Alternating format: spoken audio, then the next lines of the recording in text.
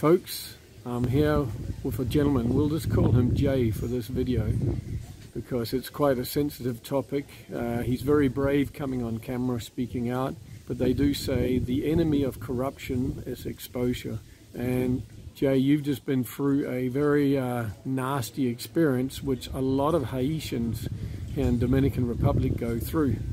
And if there's any Dominicans watching this, I just want you to think about, imagine you had all the legal paperwork for going into, say, America, and then all the cops were corrupt and could just grab you and throw you back out of the country after stealing your legal documents. How would you feel? How pissed off would you be? How much hardship financially would you have had to go through in order to get all that paperwork, and now you're just thrown back to your home country, standing there stranded, not being able to get back to your girlfriend or kids or other family members that you love in a society, even your job. It could completely screw your life up. Anyway, enough talking from me, but Jay, tell us what happened just recently here. And you're a very established businessman in this area, so what happened to you? Hello, Mr. T. Thank you for having me, and thank you for talking about this with me. You're welcome. Last week I was in Santiago going to university, and then I was in a taxi. We call it carrito here. Mm-hmm. And then I see a couple of police and immigration pull up and took me, and then put me in a truck. And then I spent the whole day in the truck, and then I was basically deported to the border in Haiti. And I had all of the legal documents that prove that I'm here and I can, go anywhere legally here. So you were in the carrito. How did they get the idea to approach you in the carrito? They check all carritos, or they saw, oh, there's a Haitian sitting there? Were you targeted? There was a traffic jam a little bit, so the carrito stopped, and then the driver tells me, do you get document? I said, yes. All right. And then this is where I see them coming to me now. They say Moleno, they call us Moleno here. Documents. And then I gave him my passport with the visa valid, and then he told me to get off the carrito. And then I get off, and then this is how the scenario starts. And when you debated, I assume, with them about, hey, I'm legal, what did they say? He told me that he's going to talk to someone that is higher than him, but it was not happening. I showed them also my student ID and all of the passport that I had and the visa that I had previously, because I've been living here for 8 years, but it was not successful.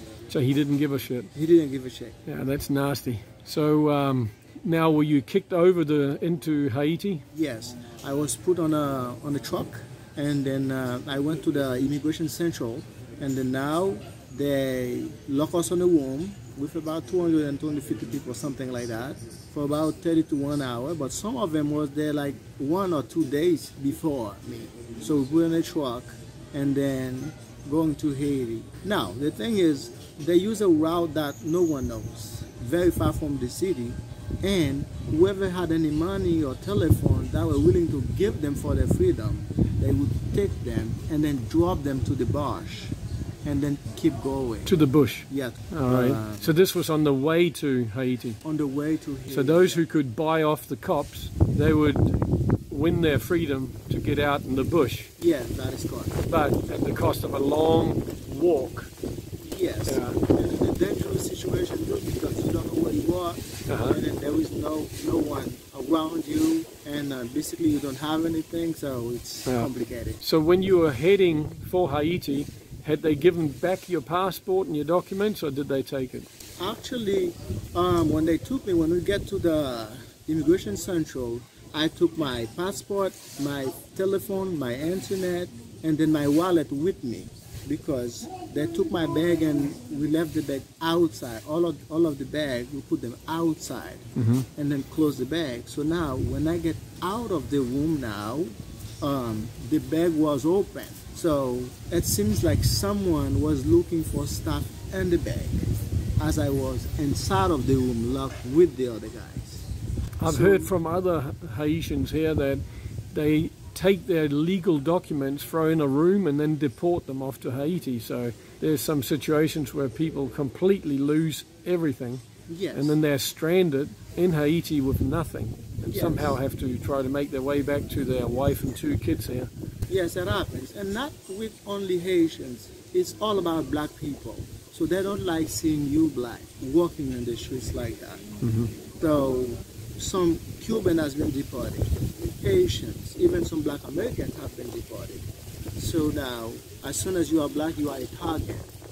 That's nasty shit, and a human rights violation. It's discrimination, it's racist. So yeah, let's call it for what it is. And people who do that are obviously just looking at it as a business, and they've gotten away with it because people up the food chain are obviously not doing their job. So what do they say? If the fish stinks, it stinks at the head. Any other messages you would like to give to those who are watching in terms of how they could help? Sound the bell on this one.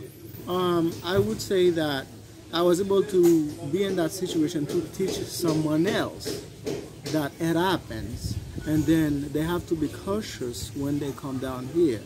Work with your documents, always charge your telephone, always have internet credit on your phone in case something happens. And water. Water, yes. Yeah, because I've heard people don't get any food, no water, for sometimes a day or two when they've been stuck in some cell somewhere. Yes, and for my Haitian folks, do not go out if you don't really need to, because one of my friends, they caught one of my friends about 2 weeks ago, and then he paid 10,000 pesos to get out. So it's very complicated. So they are making it like a money-making machine right now, because whenever they see you as a black, they think, hey, they can take advantage on you. Either you get the documents or not. The whole thing is, anybody watching this, if you're legal and you are in Peru, or you're legal and you are in Brazil, Australia, or wherever you are, if you got your paperwork in order, the cops should check it if they want to check up on you, and then say, okay, carry on, sir, and leave you the heck alone. Now, Jay, you also mentioned something about how they have shut down the different departments. Can you just mention, so you can't actually be legal anymore, is that correct? That is correct. You cannot be legal anymore because all of the office, you know, the visa offices, all of them are closed, and they are asking you for papers, you see? So the cops are asking people for papers, yeah, well knowing that there is no way for anyone to be legal anymore because they've closed all the offices. Yes, they're asking you for a stamp, but there is no office to stamp your documents. Yeah, that's correct. And all of this stems back to this big river dispute, you say? Yeah, the river dispute, yeah. So the president has instructed all these offices to be shut down because he only wants to see everybody who's Haitian go one way, and that's back to Haiti. Is that what you're saying? That is correct. Yeah. Very freaking sad, isn't it? Yeah. Nasty way to treat your neighbors. That's what it is. Yeah. Thank you so much. See you. Stay safe, and thanks for your bravery. Thanks. Bye-bye. Cheers.